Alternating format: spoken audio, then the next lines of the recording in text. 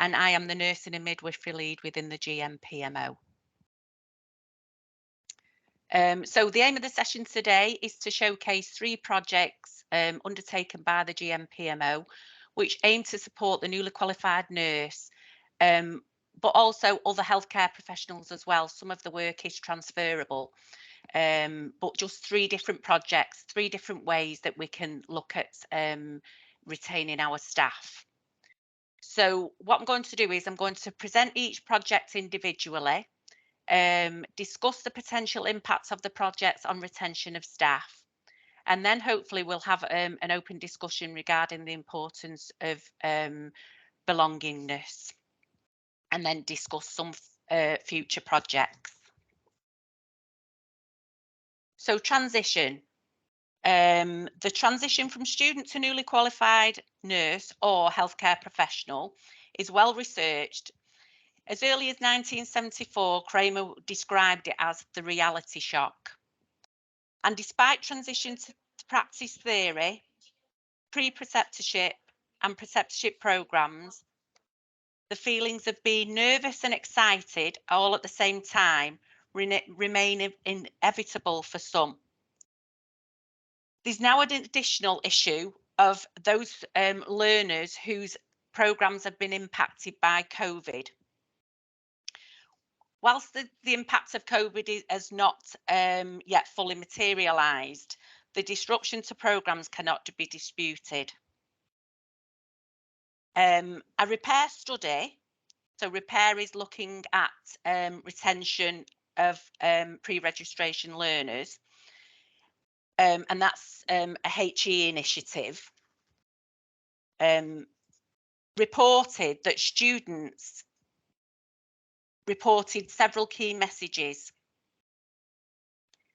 Whilst they were largely positive about having extended placements during COVID, the situation for some brought feelings of them being overwhelmed and stressed and causing them to doubt their clinical ability.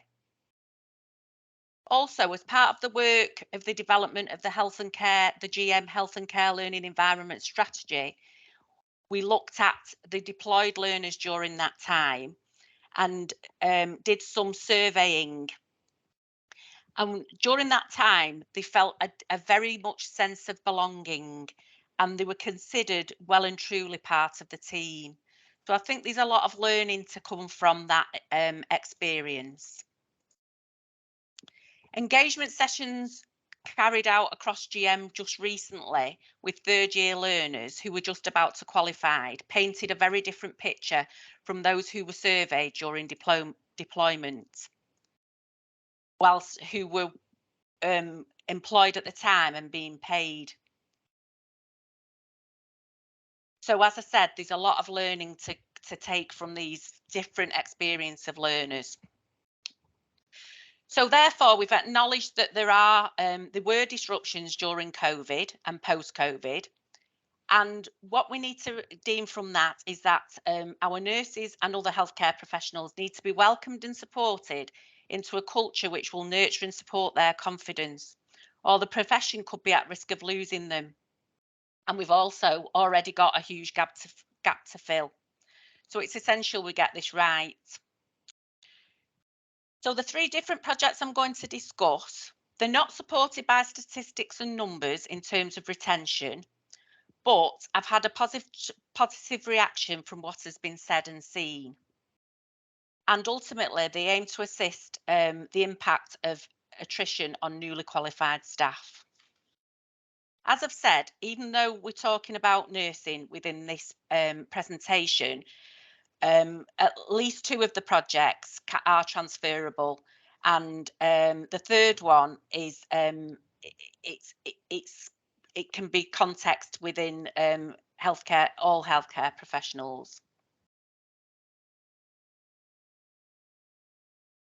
So the GM Survival Toolkit, this is the first project that I'm going to talk about. Preceptorship programmes have been recognised as being fundamental to the development of newly qualified healthcare registrants' journey towards becoming a competent, confident healthcare practitioner. And research has suggested that this experience ultimately can impact on the whole of the career. The Northwest Multi-Professional Preceptorship Framework and the standards within it were originally developed in 2018 by the PMO as part of the GM Nursing Incentive Programme. And it's used, and the standards within it are used across all GM organisations. It focuses on newly qualified healthcare professionals within their preceptorship period feeling safe and supported enough to become confident, competent practitioners. Additionally, now, preceptorship is very much high profile within the national strategic work. A national framework developed by NHSEI and an associated quality mark will be in place by September 22, thus raising the importance of preceptorship at every level. Caroline, And the suggestion to be... Sorry to interrupt you, but are the slides supposed to be moving through? Yeah, I'm on the right one, I think. Because we can only see the cover slide supporting the retention. Yeah. Oh, I don't know why. Sorry, I can see them on my screen. I don't know how to. Shall I try again? Stop sharing. Just 1 minute. Yeah. Sorry.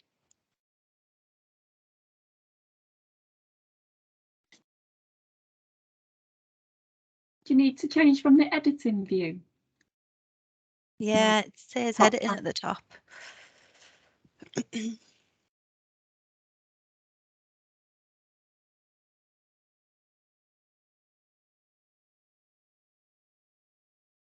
I don't know.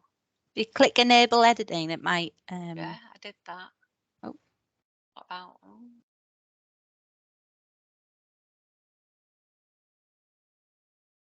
Is it view slideshow rather than just having the slides? Moving. You're not sharing the screen now. Wonders of technology. Do you want me to do that? See if I can. Can you see it now? Ah, yes. Has it moved? We're on a background, a word cloud. Has it moved now? Yes, yeah. Okay, sorry, I don't know what I did then. All right. Okay, so I was just discussing the fact that there is a national preceptorship framework and a quality mark that goes along with that, so which is very much raising the profile of preceptorship at every level. And whilst we have good systems in place, we need to recognise that more things need to be done. And with the new ICS system, the national perspective is that it should be recognising the importance of preceptorship and all the work around it at that ICS level. So the survival toolkit was developed as an additional resource to use prior to and within the preceptorship period, appreciating not only the importance of the smooth transition under normal circumstances, but acknowledging the impact of that COVID may have had on the learner's preparation to become a registrant. The survival toolkit is aimed at enhancing preceptorship by supporting registrants to develop some of the softer but very necessary skills needed during the first year of registered practice. For most current final placement learners, studies were disrupted by COVID-19, potentially impacting on their frame of mind in some way when becoming a newly qualified registrant. Therefore, it is important that GM acknowledge this and try to do all in our gift as a system to support this unprecedented situation. We did this by providing tips, resources and tools, guidance and signposting, which hopefully won't be needed, but would be there if required. The resource tools provides guidance around 5 key survival tips. Know yourself and others, stay healthy and happy, think before you act, be a team player and communicate effectively. And aims to signpost newly registrants to support if required, and to use the tools Most of them, which are, in fairness, they already have, but they don't realise that are available to assist them. And to acknowledge the information which has been received from anecdotal evidence brought to the GM groups of how students were feeling, and some of the work that HEE did within their repair project. The PMO utilised their experience in being involved in preceptorship and supporting newly qualified staff, using resources that they had before and tools in their box, and developing new resources and wide consultation with the GM retention and development groups to bring the toolkit together. Initial drafts were sent across all the GM groups and were positive. The one comments that we received suggested that there was a concern about the resources developed and the toolkit could be more inclusive, with the addition of information for specific demographic groups, and so signposting to these different groups, such as BAME learners or LGBTQ students. But having reviewed the documents, it was decided to add some addendums to ensure its inclusivity was clear, because the document needed to remain generic and not lose the context about being for all newly qualified registrants.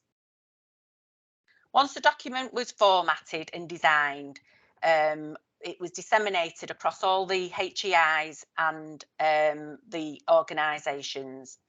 And the HEIs were also asked to share with their learners as well, so that they could prepare and start looking at this before they became qualified.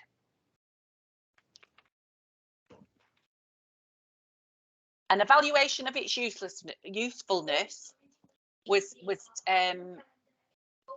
taken across the GM networks, across all the GM organisations and all the stakeholders, and also to the Northwest group, because I'm also chair of the Northwest Preceptorship group, so we did use some of the contacts within that group as well. Questions asked: was it relevant to supporting newly qualified staff? 97% agreed. Was the toolkit easy to follow? 100% agreed. Did it contain enough information? 97% agreed with that. Was it transferable, inclusive for anyone making a transition? 97% agreed. And do you think the resources would be useful in supporting newly qualified staff? And 97% agreed. The 3% was one person who I don't think understood it. So I'm sort of thinking it's really 100%, but never mind. And also the good thing is that 100% agreed that they wanted to make this toolkit into a Northwest document. Again, highlighting how the document, a GM document that's been produced in GM, has been transferred across to the Northwest network, very similar to the preceptorship framework. So that's really good news for GM. The document was well received by Nursing and Midwifery and AHP leads, and very much the comments were really positive. Excellent toolkit, full of growth and mindset ideas, great hints and appreciation of anxieties. We'd love to be able to use this or parts of it in our organisation. We would definitely use this as part of our preceptorship programme. If the toolkit was Northwest, this would be fantastic. So there's I'm not going to read them all out, but there's lots of comments there, which is really positive from our point of view, that, like I say, this GM document has been transferred across the Northwest.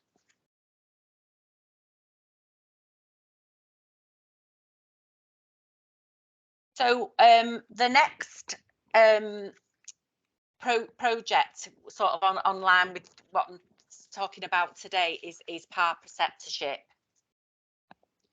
So for those of you who don't know, PAR is an electronic practice assessment document which has been successfully used within pre-registration healthcare education for a number of years. Building on this and this success within students, a feasibility project initiated by the GM PMO was to extend PAR, extending its full functionality to preceptorship. Initially, this was no cost, it was just a feasibility project. But then that was successful, and a phased project, which did require funding, was received after a successful bid to HEE. And was supported within the Northwest Professional Preceptorship Community of Practice Group, which I discussed before and I was chairing at the time. 19 Northwest organisations, including all but one across GM, were on board, and there was a potential for 4,335 multi-professional preceptees to be added onto the system. So it's a big system, and it's a big group of people that were added on.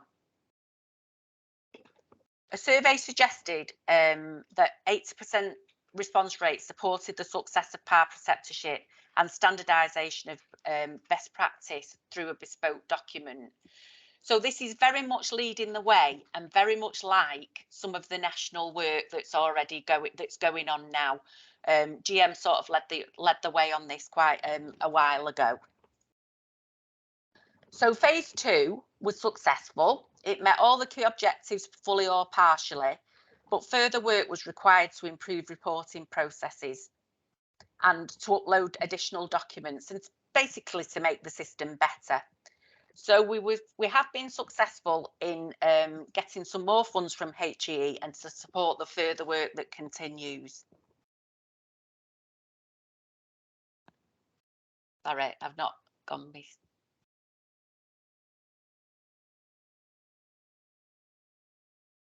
So phase 2 evaluation has already suggested that the system improved cost effectiveness in terms of time and money, but there was no data at this time to support retention. However, we feel that with improved monitoring, improved governance, improved reporting, we can't make compliance happen, but actually we can watch where compliance doesn't happen.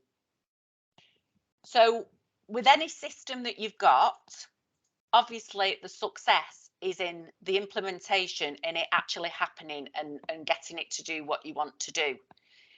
So with improved monitoring and governance and reporting, we can actually monitor this and focus on where, for example, we can see when somebody isn't being supported within that preceptorship programme. The system will send notifications where meetings have not been completed, and where the points of meeting should happen at 3, 6 and 12 months haven't been completed. If somebody was quite quiet on the system for a while, it might raise an issue that somebody may be struggling or they've not had the support that they need. And then the attention can then be focused on that person from a distance, not from having to go and find them out in the workplace. So going forward, we want to make this reporting system much better, and we'd like to look at the evaluations and pick up some of any keywords of concern if needed to be, and then we can send notifications out and say, is everything okay? So we are very much supporting with enabling the supportive system and making it much better. So the reporting mechanism in phase 3 will allow quick reports to be pulled off to senior leaders who can hold areas to account where preceptorship is not engaged, and overall improve the efficiency to enable preceptorship teams to support preceptees, and where there is a hint of them leaving, to support them through it, fingers crossed, and improve retention.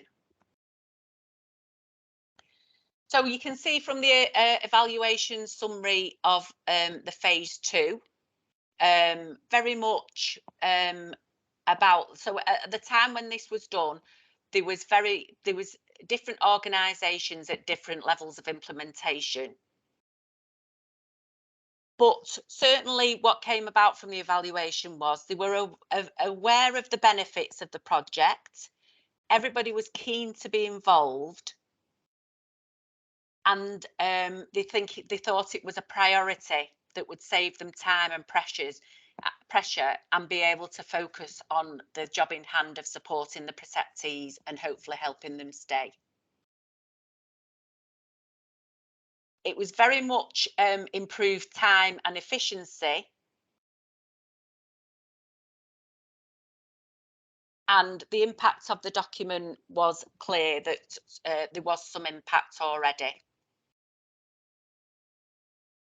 So in terms of cost effectiveness, they can keep in touch with preceptees by not having to go out, so it improved the communication. It provided secure access to documents to see what was happening and where they were. They knew that all preceptees had preceptors, and they knew if the document was completed, and they knew if the meetings had been given on time.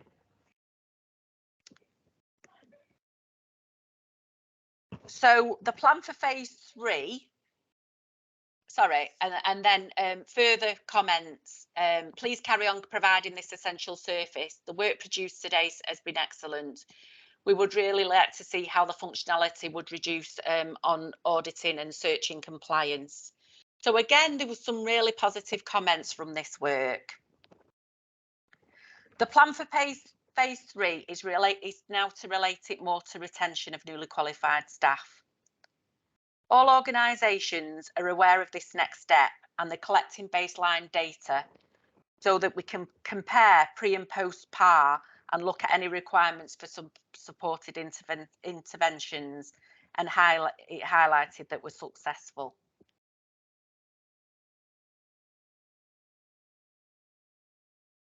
The next project is talking about restorative supervision and the development of the Greater Manchester Professional Nurse Advocate Framework for best practice.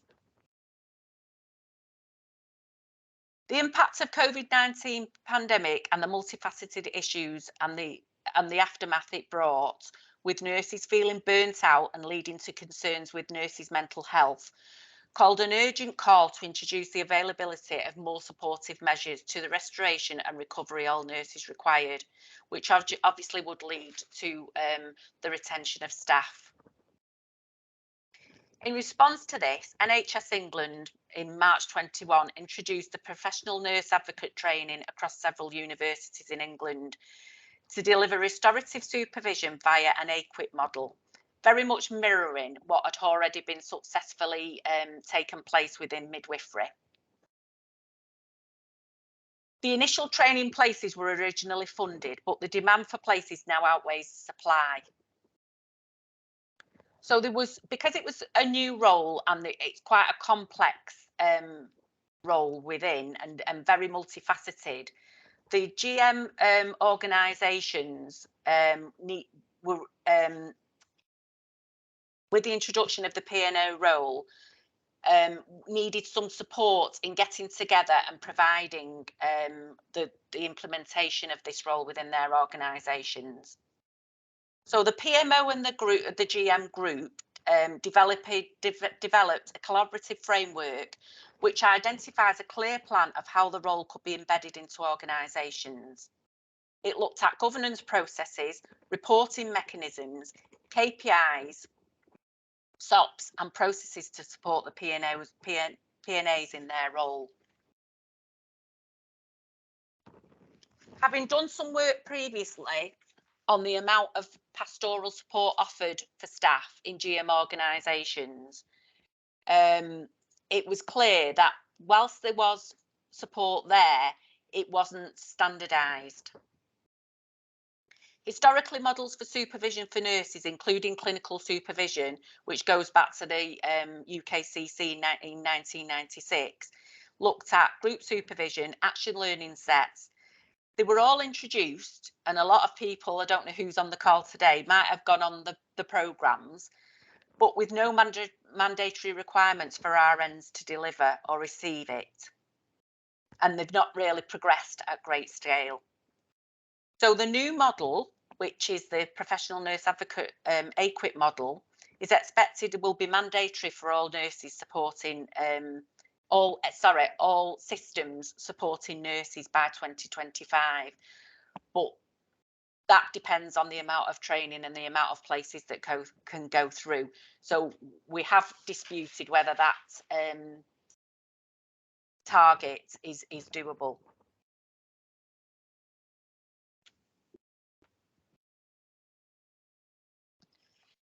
So restorative supervision contains elements of psychological support, including listening, supporting and challenging the supervisee to improve their capacity to cope, especially in managing difficult and stressful situations. So obviously at any time during a healthcare professional's career, this is needed, but obviously particularly since COVID. The vision for the GM vision within the framework for the professional advocate role is that all nurses across Greater Manchester will have equitable access to a sustainable system of supervision which will support their education and quality throughout their career. All nurses in P&A roles will be provided with a system of support to enable to carry out their roles and responsibilities. And the Greater Manchester population, system-wide staff and GM organisations will experience the benefit and the introduction of the P&A role. For the individual, it will provide protected time to reflect on physical and emotional health, providing a safe and confidential space to explore the impacts of work pressures, an opportunity to discuss the challenges faced and new ways of working, and time out to reflect on work-life balance. A chance to explore feelings, concerns, worries, and feel less isolated. A way to challenge ideas of ways of thinking and improve outcomes. Ways to reduce stress levels and burnout and sickness and absence. An opportunity to develop good working relationships. And all this hopefully will mean that the nurses will be less inclined to leave the profession because it will increase their confidence and develop their clinical competence.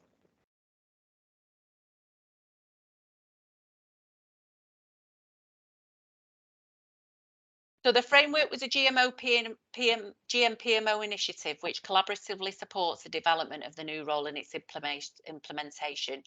It sets out best practice standards for GM.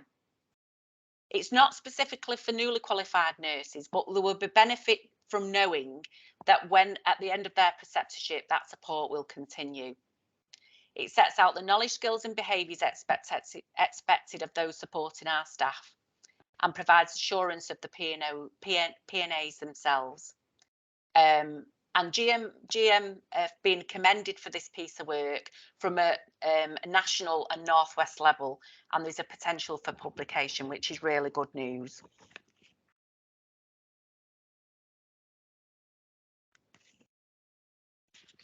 Okay, so in terms of so that's discussing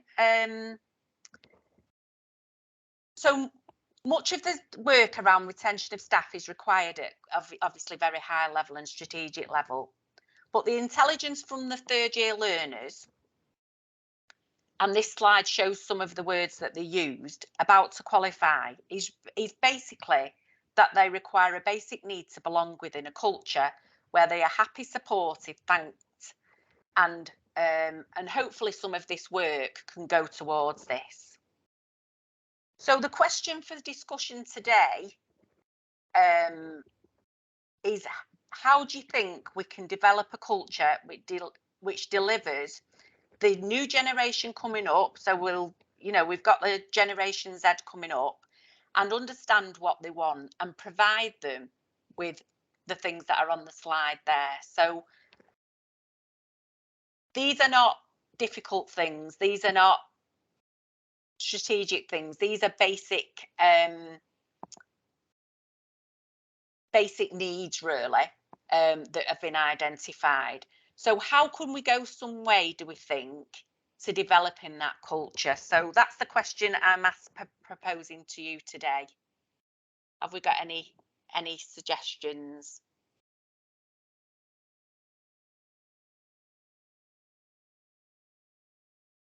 I can't see any hands, Sophie. If there are any questions, No, I can't see any either. If you don't want to ask a question, maybe you could put it in the chat if you don't want to speak out.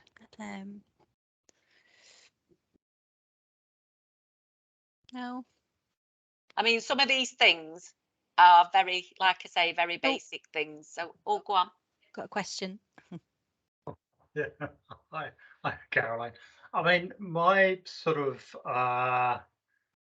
view on this is really looking at it from sort of like a nurses in social care perspective, because obviously from Skills for Care we're doing a lot of work around recruitment and retention of nurses in the social care workforce. And you know, I suppose one of the issues we've got is that there are a lot of different employers out there with different approaches and different ways of tackling the issue of retention of nurses. So I suppose what I would be looking at is what is it that the commissioning and the quality processes can do for the independent sector to actually try and embed some of this, so that there is some of these cultural aspects that you've identified there.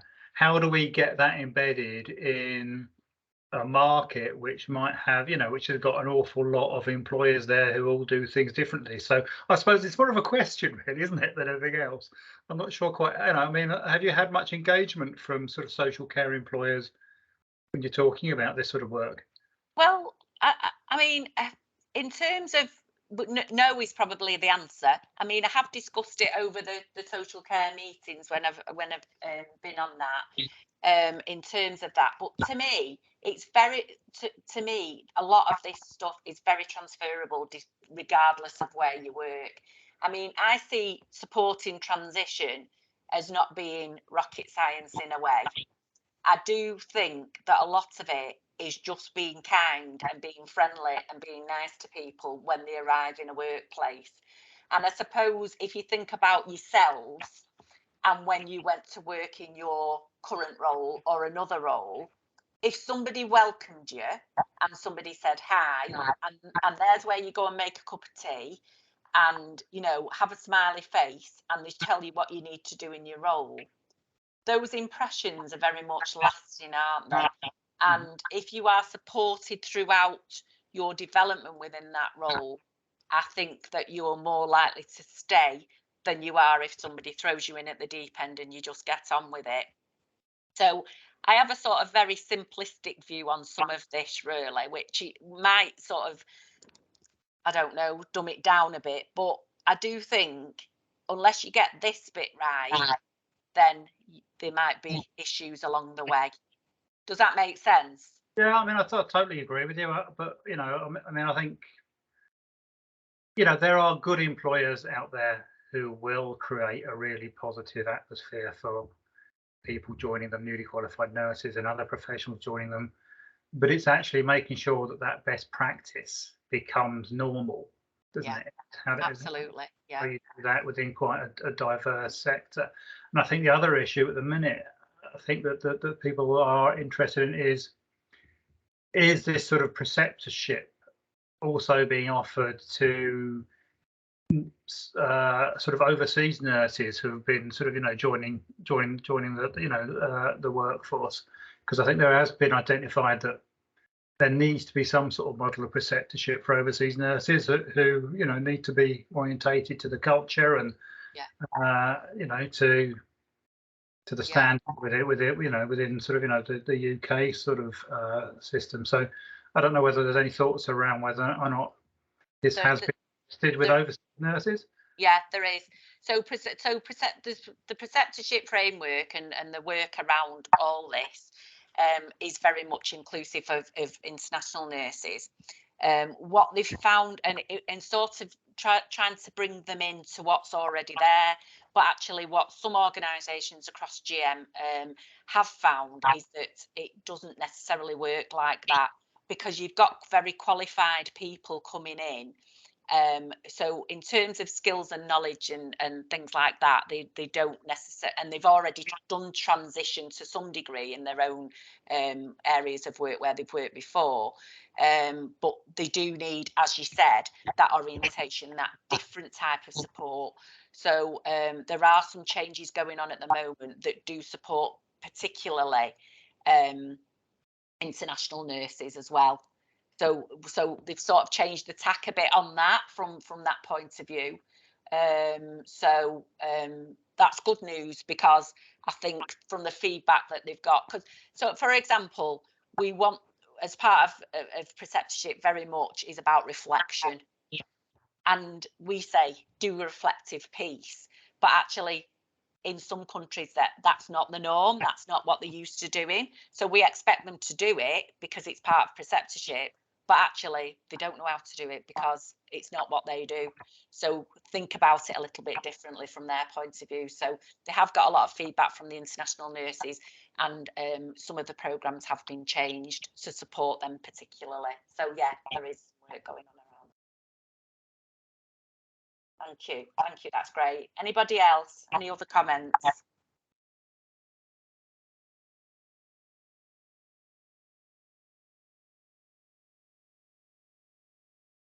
Okay, so just some future projects. So we're looking at within the PMO office, we're looking at a step plan, and this provides additional preparation for practice from the outset. So all the things I'm talking about and all that development within preceptorship, we're trying to start that from year one. It's available for all learners, bringing together the art and science of healthcare and encouraging more in-depth development of broader skills. And the idea being that from the outset, learners recognise themselves as being recognised as being part of a professional role, and having that sense of belonging, which has been very articulated, that is so important during their study programmes. And obviously the idea in terms of retention is that the more we support university learners, the less attrition we will get from programmes, so the supply is there, and then they will get this sense of belonging from the outset, and then hopefully they'll lead into preceptorship programmes. They'll be supported throughout that, and then the support will continue as they go into their career, and hopefully will remain in our fabulous profession. Any other questions? Anything anybody would like to ask?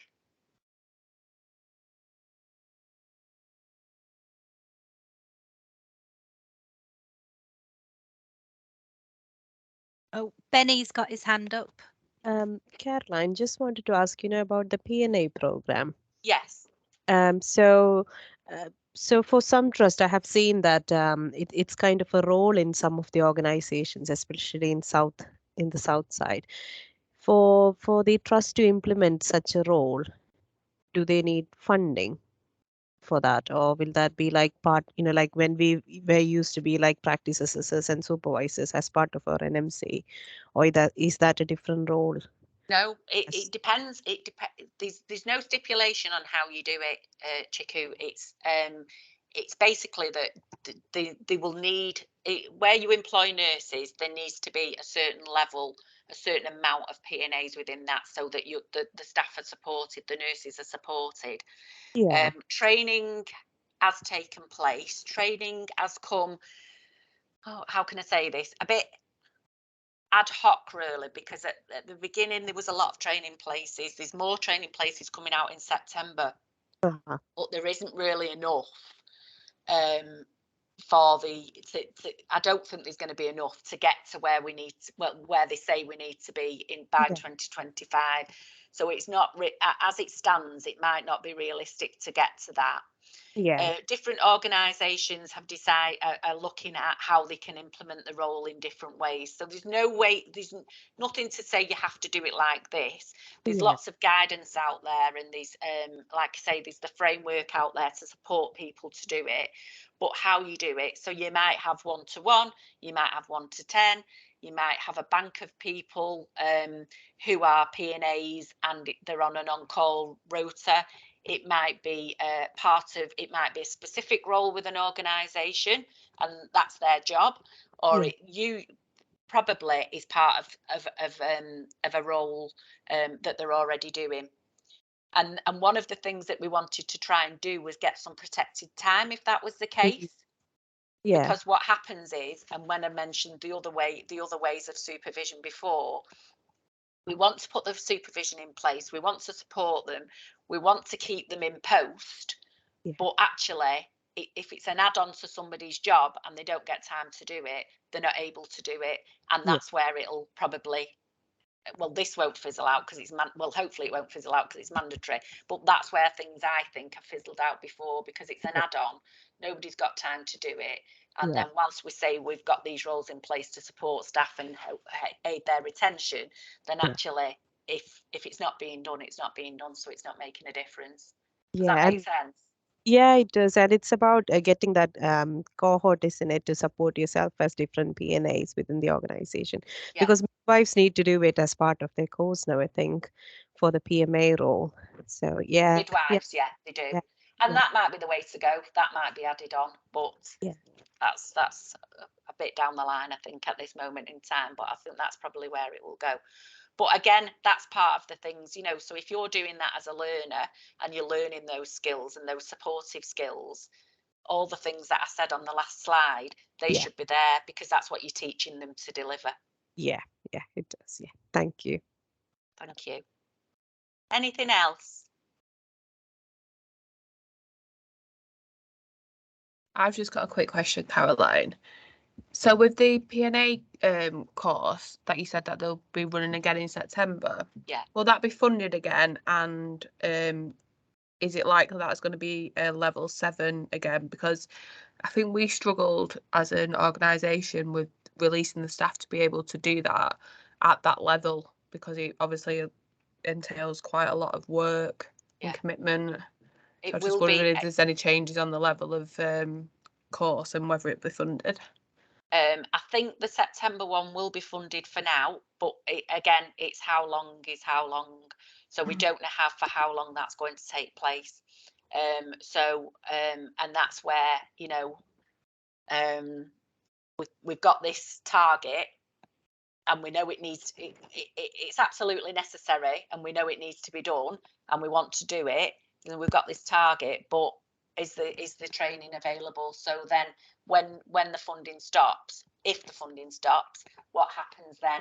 But I don't know the answer to that question. I think at this moment in time it's level 7. We have discussed internally, GM wide, does it need to be level 7? That was stipulated from NHSEI when they developed the programme. I think that puts people off, doesn't it? Potentially, yeah. And I think initially when people were put on the course, they didn't really know what they were letting themselves in for. So a lot of people dropped out because of the volume of work.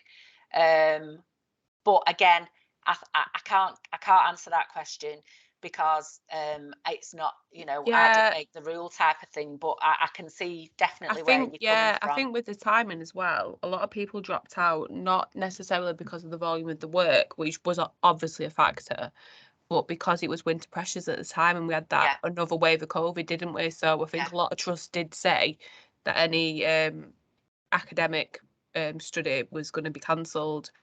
So I definitely know a few of ours at our trust were cancelled due to COVID and winter pressures. But we do need to make sure that this works this time, because again, like I've seen it before. I've it was clinical supervision at one time. You went on a program, everybody did it. It was the best thing since sliced bread, and it was going to support everybody and keep them all in post, etc., etc., etc. But then you weren't given the time, you weren't able to do it, and it fizzled out.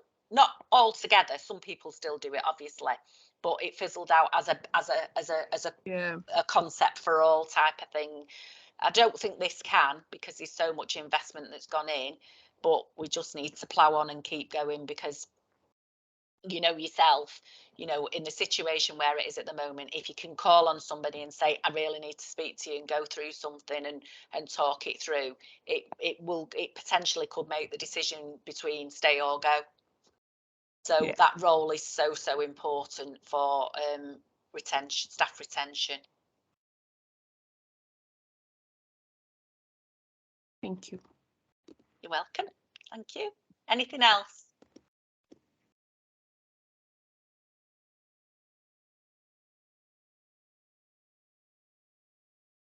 No, I think we're done then, Sophie, I think. Oh, brilliant. Thanks, Caroline. Thank you for that. Well, if anyone doesn't have any more questions, we'll probably end the session there. I will be sending around the recording of the video and the slides that Caroline's put together. And if you want any other questions, you can email me and I'll put you in touch with Caroline. But yeah, I think that's it. Are you happy, Caroline? Yeah, that's fine. Yeah, thank you very much for listening. Yeah, thanks everyone. Have a nice rest of your day. Bye. Thank you. Bye.